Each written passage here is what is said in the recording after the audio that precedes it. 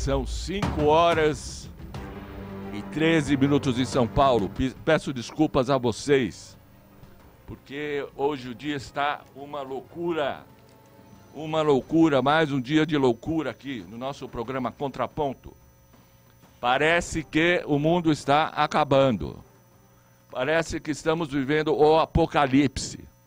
Para quem ainda não abriu a internet, para quem ainda está acordando agora, ou então não teve oportunidade de ver as notícias, o mundo parece que está derretendo. Está derretendo. A gente começa com o mercado financeiro. A Bolsa de São Paulo simplesmente teve que parar os trabalhos hoje de manhã. Mal ela abriu, mal ela iniciou os trabalhos, porque teve uma queda de mais de 10%. Então teve que se recorrer ao tal do Circuit Breaker. Porque é o seguinte, Circuit Breaker, para quem não sabe, os caras dão um tempo, param 1 hora os trabalhos da Bolsa para ver se o pessoal se acalma. Para ver se a coisa não vai para o vinagre de uma vez por todas. Aí a Bolsa voltou. Adiantou alguma coisa? Nada. Nada. Não adiantou nada. A Bolsa estava caindo agora aqui, deixa eu pegar aqui esse negócio. A Bolsa de São Paulo, quer dizer, é a única Bolsa que existe no Brasil, né? A Bovespa. Ela está simplesmente, para vocês saberem, aqui, se essa rede me ajudar também, que a rede também acho que está fazendo greve. A rede do Serginho aqui. Tá uma coisa assim a Bolsa está caindo 12,16%. Quer dizer, está caindo não, caiu 12,16%, fora os 10 que ela já tinha caído de manhã. Fora os 10. Ela caiu 10, pararam, não, vamos começar de novo. Não, caiu 12. O dólar comercial subiu 1,97, está a 4,726. Isso aqui é o dólar comercial para grandes quantidades, para aqueles caras, para comerciante, para industrial, para exportador, não sei o quê. Qualquer um que for comprar dólar turismo hoje para viajar, se pensava em viajar, vai estar pagando 5 e alguma coisa. 5 e alguma coisa. E olha que quando o dólar estava a 2,80, 3 no tempo da Dilma, falavam, sai Dilma, que eu quero viajar, não sei o quê. O dólar está a R$5, a maior cotação da história. 4,726 no comercial. Se você for ver as bolsas americanas, aí, você entende? Aí a coisa tá, ó, o dólar turismo tá aqui, ó, 4,92. Isso aqui do dólar turismo segundo aqui segundo o UOL. Nos Estados Unidos, a Nasdaq está caindo 8%, 7,29%. Na Inglaterra, caiu 7,7%. No Japão, 5,07%. Na França, 8,39%. 8,39%. Tudo negativo, gente. Vermelhão. Tá tudo no vermelho. Vamos ver aqui o The New York Times. O S&P 500, ou S&P 500, como eles dizem, cai 7%. No pior dia numa década. Agora, eu não estou vendo aqui. E o Dow Jones cai 7,8%. Então lá é tudo 7,6% o S&P 500, 7,79% o Dow Jones, ainda não fechou a Bolsa Americana, e Nasdaq, que é as empresas de tecnologia, cai 7,3%. Se isso aí não é mercado derretendo, eu não sei o que é mercado derretendo. Não sei o que é mercado derretendo. As explicações que estão se dando para isso, as explicações de momento, são duas. Eu vou tentar descomplicar a explicação. Eu fiz economia, então acabo sabendo alguma coisa mais ou menos disso aí. Existe uma guerra do petróleo, que na verdade é uma guerra do petróleo, que envolve também a guerra do xisto, que é outra fonte de produção de energia, que é fundamentalmente americana. E existe uma guerra comercial com a China. Diante da depressão na economia mundial, que está se avizinhando, porque os dados sobre o crescimento da economia mundial vêm sucessivamente sendo diminuídos, e isso antes do coronavírus.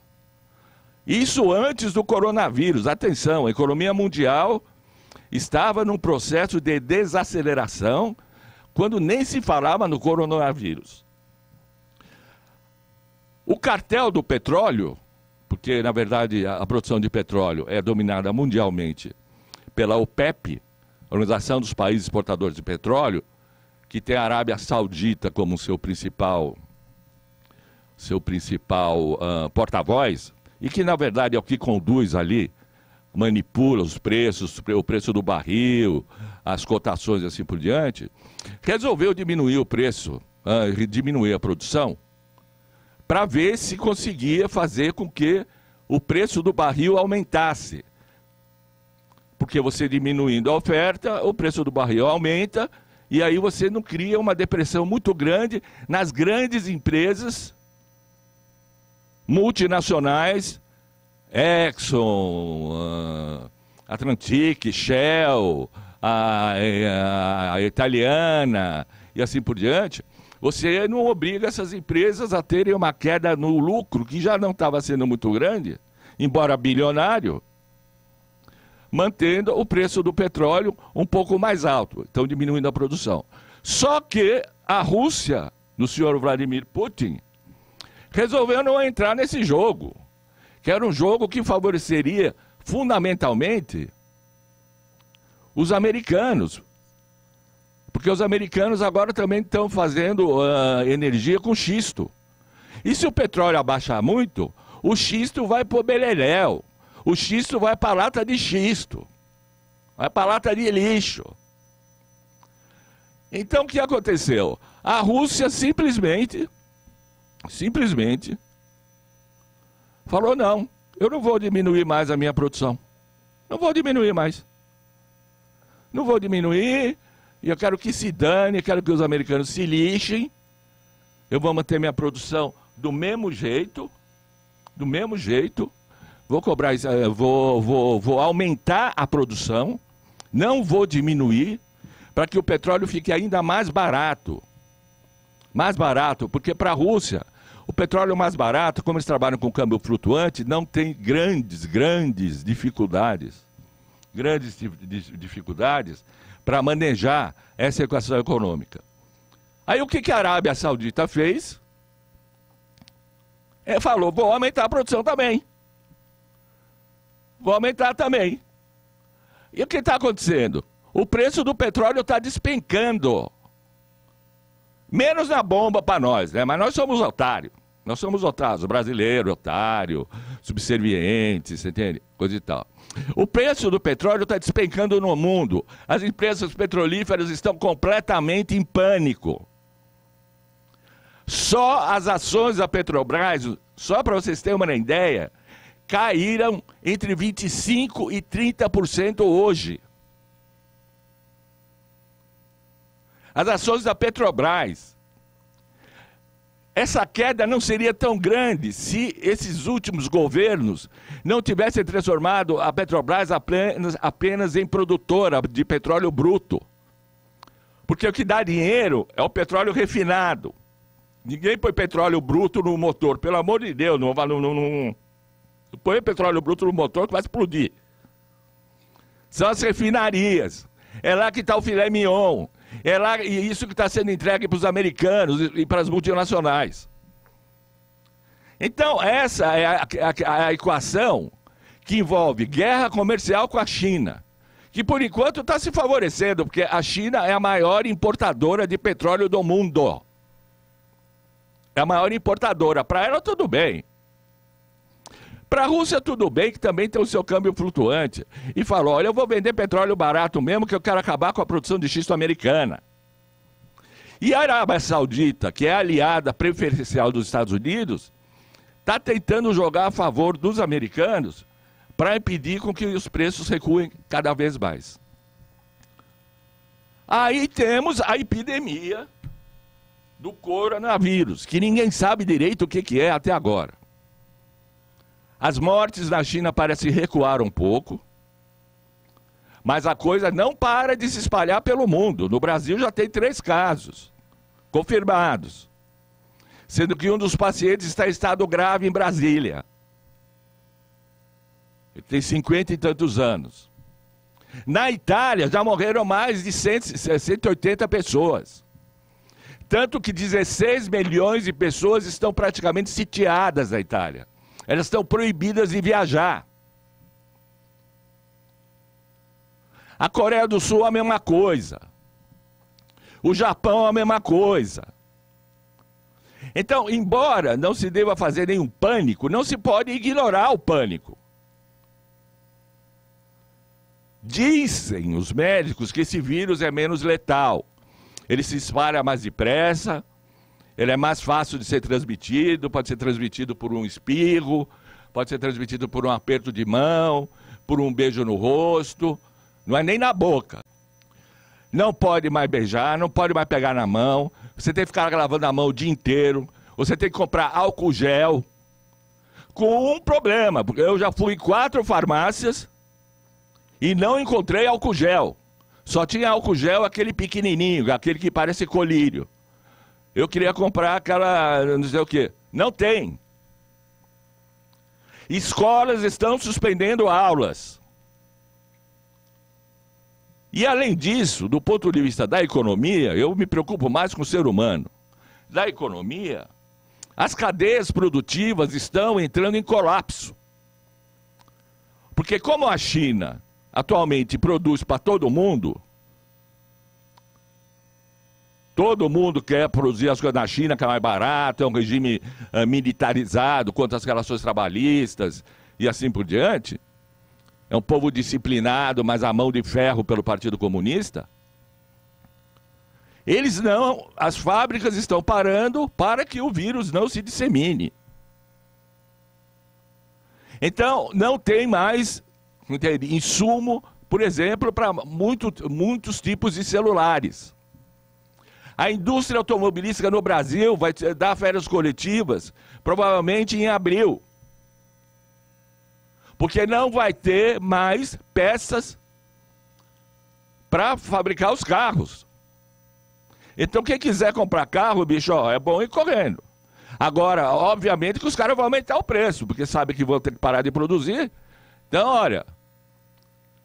Então, pode tirar o cavalo da chuva. E isso se estende por quase tudo. Porque a China produz desde guarda-chuva, você entende? Desde microfone, desde de automóvel, desde roupa, desde tudo. E ela está parando.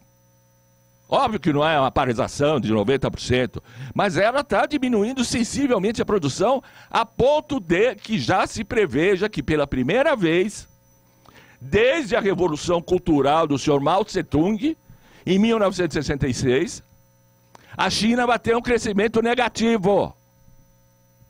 A China que crescia 10, 15, 20%, 20% é exagero, mas na faixa de 10%, esse ano estava previsto uma coisa de 7,9%, deve ter um crescimento negativo esse ano. E se um país de 1 bilhão e 200 milhões de pessoas entra em colapso, ou num semi-colapso, o efeito dominar disso no Brasil, no mundo inteiro, é ainda difícil de mensurar. Tanto que, olha, eu fiz questão de ler New York Times, ler Washington Post, ler Financial Times, ler até a mídia brasileira ali, a capa, né? Porque ali passou da capa, a coisa já. Mas ler blogs, publicações, coletivos alternativos, ninguém sabe o que falar. Desde economistas como Martin Wolf, que é um cara respeitado no mundo das finanças, embora trabalhe no jornal do Grande Capital, no Financial Times. Desde o senhor Paul Krugman, prêmio Nobel de Economia, jornalista do New York Times. Ninguém sabe o que vai acontecer. Ninguém sabe. Ah, vamos ver. Vamos esperar. Enquanto isso, nós ficamos aqui, você entende? Procurando álcool gel. E não pode mais nem beijar ninguém, mas nem falar oi, mas nem acenar a mão. E quando você põe a mão no ônibus, você já fica com medo, porque você põe a mão no ônibus, todo mundo põe, aí quando você tira a mão do ônibus, pode ter alguém com vírus, que não sei de onde veio, daqui a 14 dias você descobre que está com vírus. E se você é idoso, por exemplo, eu tenho 64 anos, o risco é muito maior, que a maior parte das pessoas que morreram por causa do coronavírus, por causa da letalidade dele, são caras na faixa de, a partir de 50 anos, 55, não sei o quê. Felizmente, os mais jovens e as crianças ainda não estão sendo atingidos de forma letal. De forma letal, porque é aquilo que eu disse no início, ele se espalha mais rápido, mas aparentemente é menos letal que a SARS, que o H1N1, que é aquela coisa toda. Mas é bom se precaver, gente. É bom se precaver. É bom se precaver. Daqui a pouco vai ter faculdade suspendendo a aula. Outra escola aqui da classe A de elite suspendeu as aulas, sem prazo para voltar. Então, isso está mudando a vida das pessoas. Está mudando.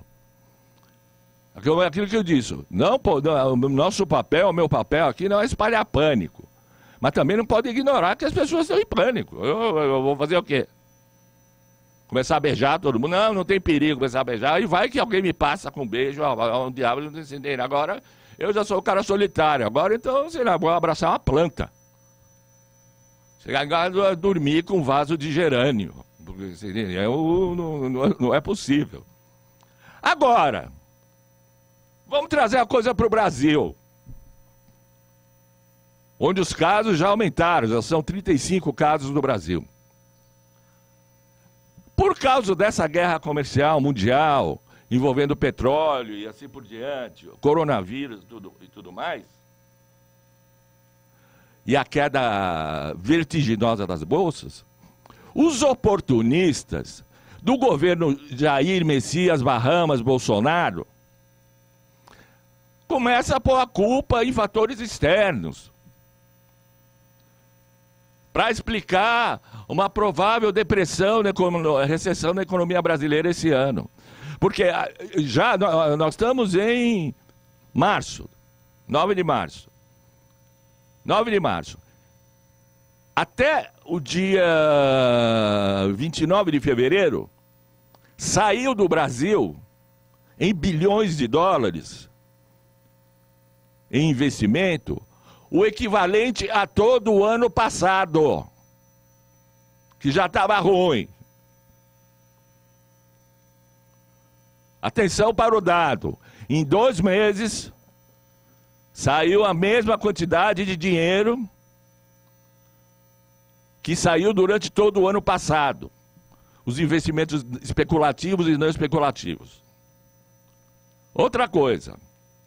O PIBinho 1% do senhor Paulo Guedes foi construído muito antes do coronavírus. É do ano passado. Então ninguém me venha culpar que o PIB não reage, não sei o quê, por causa do coronavírus, porque não tem nada a ver uma coisa com a outra. No fim de 2020 a gente pode ver. Na verdade, o PIBinho e a situação da economia brasileira está fragilizada Porque foi iniciado, depois do golpe contra a ex-presidenta Dilma, um processo de ruína e destruição da economia brasileira, de destruição da indústria, de depressão no consumo, de rebaixamento salarial, do desemprego indecente. 12 milhões oficialmente, mas de fato que atinge mais, quase 40 milhões de pessoas. O Bolsa Família foi cortado. Então o consumo, o mercado interno brasileiro, que poderia ser uma defesa contra essa turbulência mundial, está completamente desguarnecido. E a maior das ironias,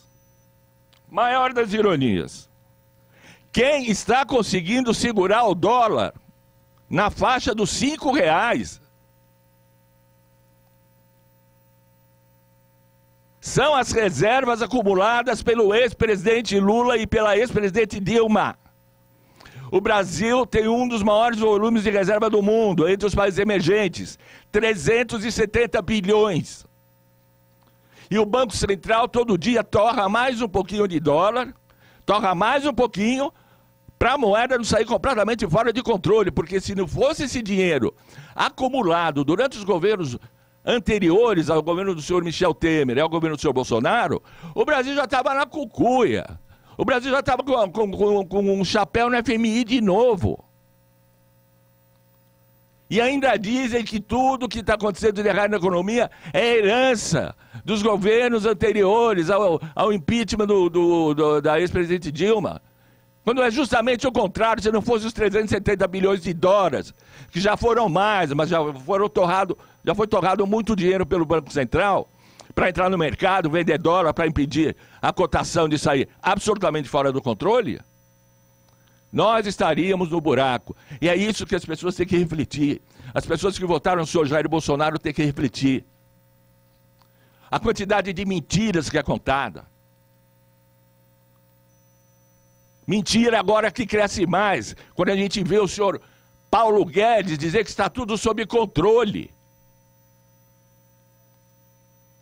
Não só o senhor Paulo Guedes, o senhor Mourão. A nossa equipe econômica é composta do senhor Paulo Guedes, do senhor Olímpio Mourão. Olímpio Mourão, não, Hamilton Mourão. Que não, fique tudo tranquilo, fica na boa, isso aí é uma nuvem passageira, a coisa vai simplesmente ser resolvida e assim por diante. Então, gente, é bom todo mundo se precaver. Se precaver, que eu digo, é o seguinte: olha, quem tem o dinheirinho guardado, mantenha o dinheirinho guardado. Não faça nenhuma grande extravagância. Não faça nenhuma grande extravagância. Porque uma mudança de fundo nesse panorama só tem um jeito de ser feito. A mudança de fundo só tem um jeito de ser feito. Porque nós vivemos uma situação absolutamente paradoxal. O mundo está atulhado de dinheiro. Existe aquilo que os economistas chamam de empossamento de liquidez. Tem dinheiro sobrando no mundo. Tem dinheiro suficiente para matar a fome de todo mundo. Mas o sistema tal qual ele está montado, o sistema capitalista, esse é o fato, impede com que haja uma distribuição de renda justa, igualitária, e que permita com que a grande maioria do povo desse planeta tenha uma vida digna. Porque existem aqueles paradoxos. Não adianta nada o senhor Warren Buffett, o senhor Bill Gates, o senhor Jeff Bezos, o pessoal do 1%, acumular bilhões e bilhões e bilhões e bilhões e bilhões de dólares. Porque não adianta, chega uma hora que ele não tem o que fazer com o dinheiro. Ele só vai especular. Porque não adianta, olha, não é porque ele tem 80 bilhões de dólares que ele vai almoçar 9 vezes por dia. Ele vai almoçar uma vez. Não é porque ele tem todo esse dinheiro que ele vai comprar 550 automóveis Ferrari. Ele vai comprar 12. Tem certas necessidades para as quais esse dinheiro não serve para nada. Não serve para nada. Não adianta você querer comprar um saco de pipoca por US$ 1 bilhão. O saco de pipoca custa aquilo e acabou. E a capacidade de comer pipoca é aquela e acabou. Agora, se esse dinheiro estivesse distribuído entre os miseráveis, que são a maioria da população desse planeta,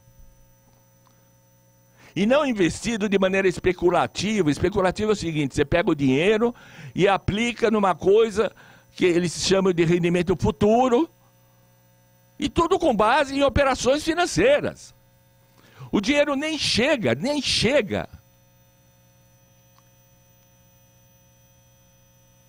na mão do empresário que quer investir numa indústria. O dinheiro nem chega na mão do empreendedor. Não chega na mão de um agricultor que quer fazer uma fazenda, plantar, empregar gente, dar comida para gente, vender comida.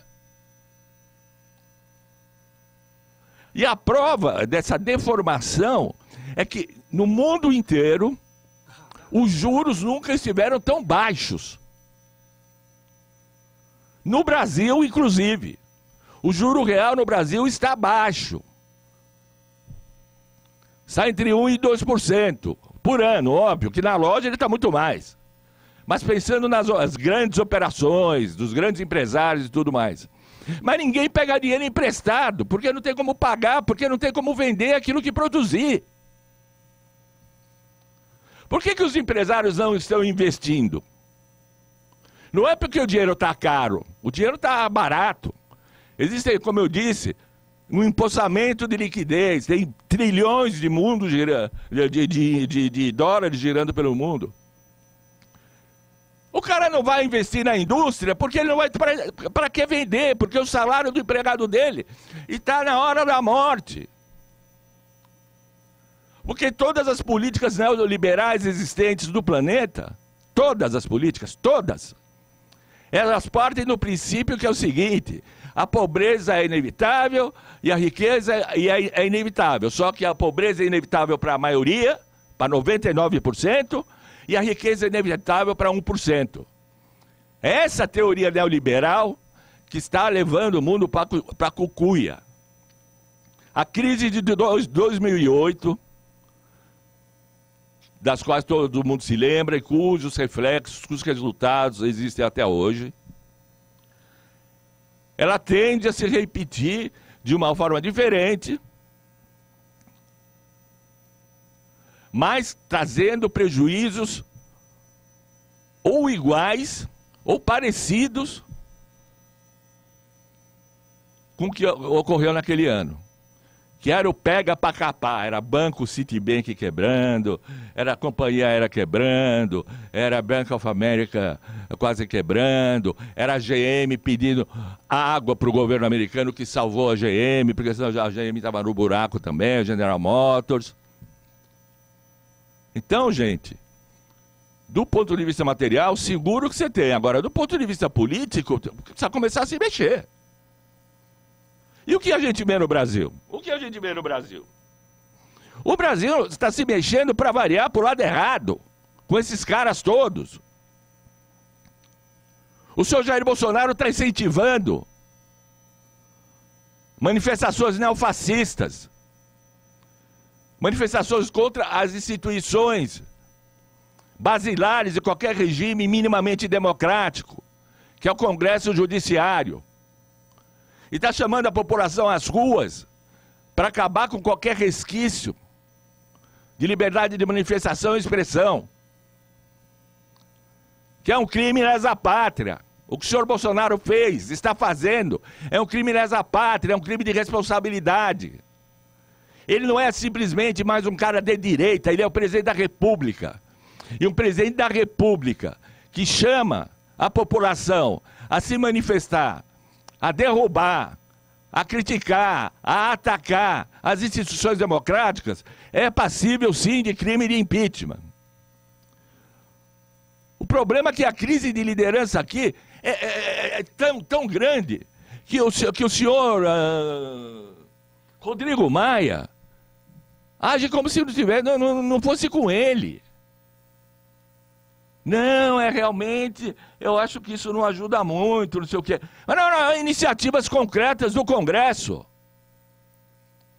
O senhor Ajinomoto, o Alcolumbre lá, é outro que simplesmente se cala diante de tudo o que está acontecendo. Aí você fala, não, mas tem o judiciário, tem o senhor José Toffoli. O senhor José Toffoli, então, é o pior. Ele fala que não tem nada a ver com isso. Quando muito do que está acontecendo é fruto de decisões equivocadas do Supremo Tribunal Federal. Isso só vai se resolver com a força da rua, com a força daqueles que representam a maioria do povo que não aguenta mais. É pancada atrás de pancada. É desmoralização atrás de desmoralização. É o presidente da República fazendo palhaçada, levando um mico de circo para frente do Palácio do Planalto. E em seguida vai encontrar outro mico, que é o senhor Donald Trump, para conversar coisas das quais só se sabe um pouco. Oficialmente, o resultado da visita do senhor Jair Bolsonaro aos Estados Unidos foi aumentar a inserção militar do Brasil nos Estados Unidos. Agora, põe a mão na sua cabeça, gente. Põe a mão na cabeça. Os Estados Unidos, que são a maior potência militar do planeta, vão precisar da indústria bélica brasileira? Para levar o quê? Revólver Taurus que não funcionam, que nem a Polícia Militar quer? Que teve que devolver um lote de 10 mil revólver Taurus porque ele atirava sozinho? Ou então não atirava? Vai querer os tanques brasileiros? Vai querer o quê? Os nossos navios nucleares? Que não existem, porque eles foram impedidos, os projetos foram rasgados durante o governo Temer, com a ajuda do seu Sérgio Moro, que prendeu o presidente da Eletronuclear. O que os Estados Unidos vão querer de inserção militar, aumentar a inserção militar do Brasil lá dentro? Vai importar o quê? Só se for para levar tropa.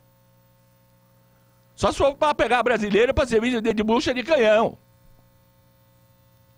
Agora, o que foi conversado e o que foi discutido, isso se diz por parte de gente que frequenta bastidores, que conhece política internacional, que sabe exatamente como esses caras trabalham, como esses caras funcionam, foram iniciativas para aumentar o bloqueio em relação à Venezuela.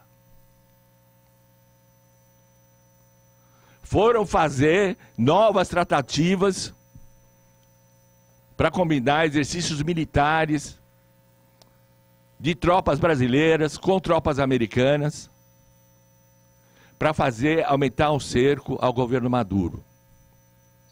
E eu não vou entrar aqui num julgamento, num parte-pris sobre o governo Maduro. Eu só quero dizer o seguinte, que nós defendemos e a Constituição defende o direito à autodeterminação dos povos. Cabe aos venezuelanos resolverem os problemas existentes na Venezuela. Cabe a eles. Não cabe ao senhor Donald Trump. Não cabe ao senhor Mike Pompeo. Não cabe ao seu John Bolton, muito menos cabe ao seu Jair Bolsonaro, muito menos cabe ao senhor Hamilton Mourão, muito menos cabe a essa súcia de militares que agora habita o Palácio do Planalto. Não cabe ao senhor Edson Pujol, que é ministro do Exército, não cabe ao senhor Eduardo Vilas Boas, que fez aquele papel dantesco, pressionando o Supremo, na época da votação do habeas corpus do ex-presidente Lula. Esse é o fato. Cabe à Venezuela resolver os seus problemas. E os Estados Unidos não querem isso, porque a Venezuela possui as maiores reservas de petróleo do mundo. Não é a maior produtora, mas tem as maiores reservas de petróleo do mundo. E isso explica o cerco que o senhor Trump, que os Estados Unidos fazem em relação à Venezuela. A sabotagem, o boicote, impedindo que cheguem alimentos, que cheguem gêneros de primeira necessidade, que cheguem remédios. Ou vocês não sabem que os Estados Unidos ameaçam toda empresa que negociar com a Venezuela de não negociarem mais com os Estados Unidos? Isso não é novidade para ninguém, está escrito. Isso é uma resolução, isso é um ato. Então, gente, o que o senhor Trump foi fazer lá é aquilo que o senhor Moro faz mês sim, mês não. É pedir instruções, pedir orientações sobre como destruir a democracia no Brasil e como transformar o Brasil, retroceder o país à condição de colônia. Coisa que está acontecendo com uma rapidez que nem o mais pessimista dos pessimistas poderia imaginar. Então vamos ver essa manifestação do dia 15. Vamos ver esse ataque à democracia que está sendo feito. Vamos ver. Vamos ver, porque aí a gente vai poder dimensionar o real poder de fogo que o senhor Jair Bolsonaro tem. Que a turma dele tem. Que aquele trio de meliantes, representado pelos filhos dele, pelos 3 filhos maiores dele, tem. E vamos ver realmente se as instituições brasileiras vão ter vitalidade, vão ter vigor, vão ter musculatura para impedir o golpe que esses caras estão querendo preparar. Que no fundo, eles querem fechar o Congresso, eles querem aumentar a manipulação do judiciário para levar o Brasil para o caminho da ruína, do precipício e do abismo. E só para terminar aqui, registrar, primeiro, mais uma do senhor Weintraub. Eu não sei se vocês viram, chegaram a ver, ou a repercussão, assistiram, uma matéria com uma das pessoas mais dignas desse país. Com um dos homens mais, não só inteligentes, mas preparados. E de uma capacidade humanitária de fazer inveja a muito cara que se diz católico, que se diz, você entende, seguidor de Jesus. Que é o senhor Drauzio Varela, que tem o trabalho acima de qualquer suspeita. E de uma qualidade que o coloca entre os grandes cientistas mundiais. O senhor Drauzio Varela, todo mundo sabe, foi aquele que deu origem àquele filme Carandiru, dirigido pelo Hector Babenco. Salve engano meu. Pelo Hector Babenco. Um cara que dedicou grande parte. Ele poderia estar ganhando dinheirão, o senhor Drauzio Varela. O médico da qualidade dele poderia estar trabalhando em qualquer lugar do mundo que ele quisesse. Não, ele dedicou boa parte da vida dele a cuidar de doentes em presídios, enfrentando o risco de contrair AIDS, de contrair tuberculose, de contrair um monte de doenças. Mas ele dedicou a vida dele, grande parte da vida dele, a cuidar desses desvalidos. Porque se é verdade que no presídio pode ser muito criminoso, no presídio também tem uma boa parte, uma grande parte, que se cometeu crime foi porque virou mula de tráfico de droga dos milionários que consomem cheiro de cocaína no Leblon, no Jardim América. Outros mal roubaram chocolate. As mulheres, então, as mais sacrificadas, muitas delas tendo que deixar os filhos de 2, 3 meses em casa, e ficar trancafiadas em condições absolutamente desumanas, que são as condições dos presídios do Brasil. O senhor Weintraub, porque o senhor Drauzio Varela entrevistou no domingo uma mulher trans, ou um homem, uma mulher trans, e abraçou essa pessoa, uma pessoa cuja desgraça humana não pode ser maior. E o doutor Drauzio, com toda aquela humanidade, com aquela gentileza, abraçou essa pessoa. Ele foi xingado hoje pelo senhor Weintraub, que se acha ministro da Educação. Está aqui. Olha o que o Weintraub disse do senhor Drauzio Varela. O senhor não é juiz, como o senhor diz? Não é gente? Você e Marinho não conseguem pedir desculpas. O Marinho a que ele se refere é a família Marinho. Não tem empatia ou compaixão com as crianças e famílias vítimas desse pedófilo. Quer dizer, a Suzy foi chamada por ele de pedófilo sem nenhuma prova, sem nenhuma comprovação, sem nenhum inquérito. E continua o Weintraub. Continuem defendendo esse estuprador assassino, vocês se merecem. Antes que eu esqueça, desejo que vocês terminem no inferno.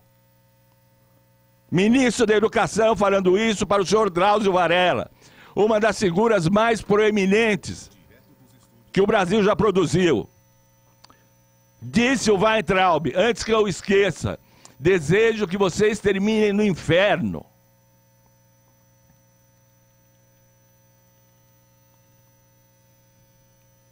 É suportável isso, gente? É suportável? É suportável alguém levar a sério esse cara como ministro da Educação? Eu, se fosse o Drauzio, abriria um processo imediato contra esse cara. Só que o Drauzio, eu acho que não vai perder tempo com isso. Com essa escória humana. Com esse lixo. E por último, registrar a Regina Duarte, que já está balançando no cargo. Já está balançando. A senhora Regina Duarte deu uma entrevista ontem dizendo que tinha uma facção dentro do Ministério que quer derrubar ela. Que quer derrubar ela do cargo. Aí o senhor Carlos Bolsonaro, que é filho, é o 00 alguma, é o 00, para mim é tudo é 00, 0,0. Falou que a missão dele é tirar a Regina Duarte do comando da cultura. Ele ficou apoplético, segundo o Lauro Jardim, que é um jornalista do Globo, quando a Regina Duarte revelou o óbvio, que o Ministério da Cultura é dominado por facções. E que tem uma facção que quer tirar ela de lá. E a facção, que todo mundo sabe, é do senhor Olavo de Carvalho, que primeiro disse que ela era fantástica e depois disse que ela tinha que ser jogada no lixo. Então vamos ver até quando a Regina Duarte aguenta. Já pode começar a fazer um bolão aí, viu, gente? Pode começar a fazer um bolão. Começa a fazer um bolão, porque nem a Regina Duarte, nem ela, vai aguentar esses caras aí. Bom, queria agradecer a audiência, pedir para vocês curtirem e compartilharem. Pedir, às vezes, até um pouco de desculpa, que às vezes eu me exalto um pouco, mas é que a situação não está fácil. Não está fácil. E vocês sabem disso tanto quanto eu. E se a gente não se mexer, se eu, na minha humilde função de jornalista, não vier aqui tentar esclarecer, tentar jogar um pouco de luz nessa fumaça, nesse breu que foi lançado sobre a maioria do povo brasileiro, eu não estaria à altura do papel que eu acho que eu tenho que cumprir.